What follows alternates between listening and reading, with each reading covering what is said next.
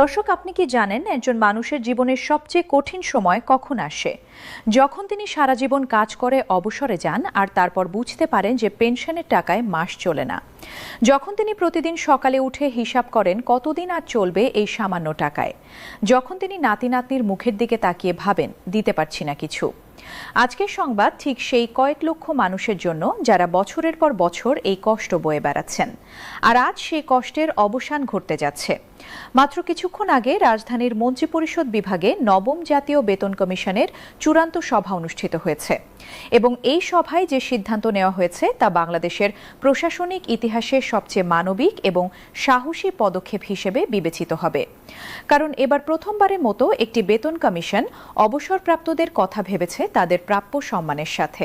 একটা সংখ্যা দিয়ে শুরু করি, যা হয়তো অবিশ্বাস্য মনে হবে। শতভাগ নিম্ন আয়ের পেনশনভোগীদের পেনশন দ্বিগুণ করা হচ্ছে। যিনি আজ ৬,০০০ টাকায় কোনো মতে বেঁচে আছেন, কাল তিনি পাবেন ১২,০০০। যিনি ১০,০০০ টাকায় মাস চালান, তার হাতে আসবে ২০,০০০। যিনি ১৭,০০০ পান, তিনি পাবেন ৩৪,০০০ টাকা। একটা ছবি আঁকি আপনার সামনে। একজন ৬৫ বছরের বৃদ্ধা মা। তিনি একসময় সরকারি হাসপাতালে নার্স ছিলেন, কত রোগীর সেবা করেছেন, কত মানুষের জীবন বাঁচাতে সাহায্য করেছেন। এখন তার মাসিক পেনশন ৭,৫০০ টাকা, বাড়ি ভাড়া ৫,০০০, বাকি ২,৫০০-এ কিভাবে মাস চলে? মেয়ে কিছু দেয়, জামাই কিছু দেয়, কিন্তু সেই বৃদ্ধা মায়ের মনের কষ্ট কে বুঝবে? সারা জীবন যিনি অন্যের সেবা করেছেন, তাকে এখন অন্যের দয়ায় বাঁচতে হয়। আজকের সিদ্ধান্ত সেই বৃদ্ধা মায়ের জীবন বদলে দেবে। তার পেনশন হবে ১৫,০০০ টাকা, বাড়ি ভাড়া দিয়ে ১০,০০০ টাকা হাতে থাকবে। এই ১০,০০০ টাকা মানে কি জানেন? মানে মেয়ের কাছে হাত না পাতা, মানে নিজের মতো বেঁচে থাকা, মানে সম্মান নিয়ে বাঁচা।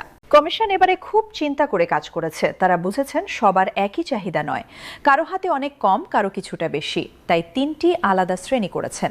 যার যত কম তাকে তত বেশি বৃদ্ধি দেওয়া হয়েছে। এটাই তো ন্যায় বিচার। একজন যার হাতে ৫,০০০ টাকা, তার প্রয়োজন যার হাতে ৫০,০০০ টাকা তার চেয়ে অনেক বেশি। কমিশন সেই সত্যটা মেনে নিয়েছে। মধ্যবিত্ত পেনশনভোগীদের অবস্থাও খুব একটা ভালো না। যারা ২০ থেকে ৪০,০০০ টাকার মধ্যে পেনশন পান, তারা প্রতিদিন এক নীরব যুদ্ধ করছেন।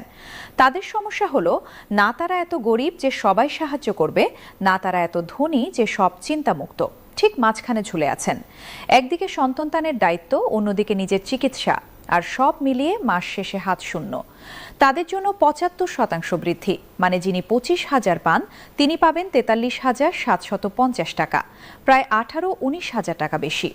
এই অতিরিক্ত টাকা দিয়ে হয়তো মেয়ের বিয়ের জন্য কিছু জমাতে পারবেন, হয়তো ছেলের পড়াশোনায় সাহায্য করতে পারবেন, হয়তো নিজের জন্য একটা ভালো চিকিৎসা নিতে পারবেন। আর যারা ৪০,০০০ টাকার বেশি পান, তাদের ৫৫% বৃদ্ধি। এটা হারে কম হলেও টাকার অঙ্কে ভালো। ৫০,০০০ থেকে ৭৭,৫০০, ৭০,০০০ থেকে ১,০৮,৫০০। এভাবে প্রত্যেক শ্রেণীর জন্য আলাদা ব্যবস্থা, কিন্তু সবার জন্য কিছু না কিছু। দর্শক, এবার সবচেয়ে মর্মস্পর্শী অংশটা বলি, চিকিৎসা ভাতা। আমি যখন এই তথ্যটা জানলাম, সত্যি বলছি চোখে পানি চলে এসেছিল। কারণ আমি জানি বয়স্ক মানুষের সবচেয়ে বড় আতঙ্ক কি? অসুখ। এবং সেই আতঙ্কের পেছনে কারণ একটাই, চিকিৎসার খরচ। আমার পাড়ায় এক চাচা আছেন, বয়স ৮০ ছুঁই ছুঁই। তিনি একসময় সরকারি অফিসে কেরানি ছিলেন। এখন তার শরীরে নানা রোগ, ডায়াবেটিস, প্রেশার, হার্টের সমস্যা, কিডনি দুর্বল। প্রতিদিন এত ওষুধ খান যে গুনতে গেলে হাঁপিয়ে যেতে হয়। শুধু ওষুধেই মাসে ১২-১৩,০০০ টাকা খরচ। তার পেনশন ১৫,০০০। বাকি কিভাবে চলে? ছেলে দেয়।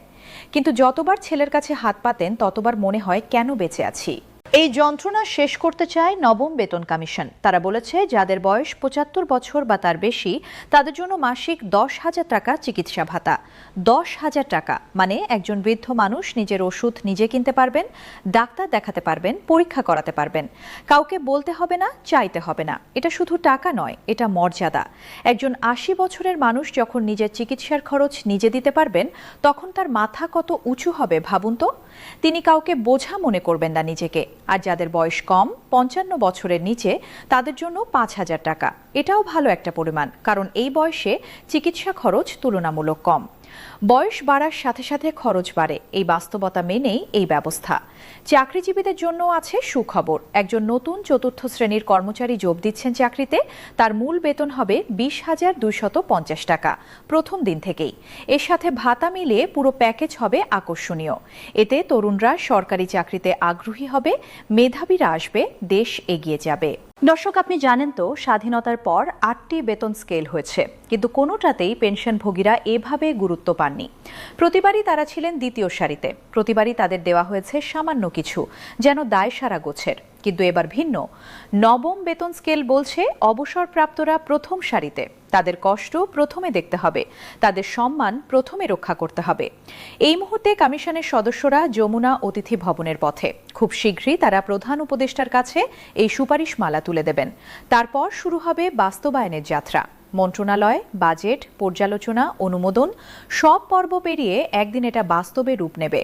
কতদিন লাগবে সঠিক বলা মুশকিল, কিন্তু আশা আছে, কারণ কমিশন তাদের কাজ করেছে আন্তরিকতার সাথে।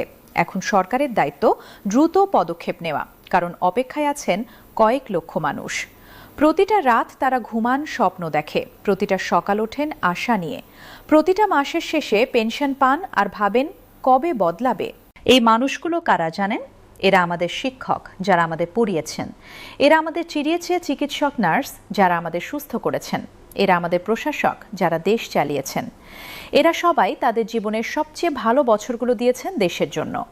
এখন তারা বৃদ্ধ, ক্লান্ত, অসহায়। এখন তাদের সাহায্যের প্রয়োজন। এখন রাষ্ট্রের দায়িত্ব তাদের পাশে দাঁড়ানো।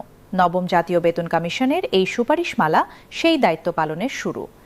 এটা শুধু কাগজের একটা দলিল নয়, এটা রাষ্ট্রের পক্ষ থেকে একটা অঙ্গীকার। আমরা আমাদের বয়স্কদের ভুলে যাইনি। তারা যা করেছেন তার মূল্য আমরা দিই, তাদের সেবা আমরা মনে রাখি, এবং তাদের বার্ধক্য সম্মানজনক করতে আমরা প্রতিশ্রুতিবদ্ধ। সামনের সপ্তাহগুলো অপেক্ষার। যেদিন সরকারি গ্যাজেট প্রকাশিত হবে, যেদিন প্রথম নতুন হারে পেনশন ব্যাংকে জমা হবে, সেদিন এই দেশের কয়েক লক্ষ পরিবারে উৎসব হবে। কেউ হয়তো কাঁদবেন খুশিতে, কেউ আল্লাহর দরবারে সিজদায় পড়বেন, কেউ পরিবারকে ডেকে বলবেন, দেখো আমাদের দিন ফিরেছে। আজকের এই সংবাদ তাই শুধু তথ্য নয়, এটা আশার আলো, এটা পরিবর্তনের প্রতিশ্রুতি, এটা প্রমাণ যে রাষ্ট্র চাইলে মানুষের জীবন বদলাতে পারে। নবম জাতীয় বেতন কমিশন সেই পথ দেখিয়েছে, এবং এই পথ ইতিহাসে থেকে যাবে।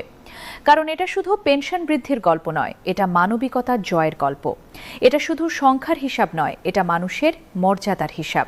এবং সেই হিসাব শুরু হলো আজ এই বিকেলে, এই ঐতিহাসিক সিদ্ধান্তের সাথে সাথে।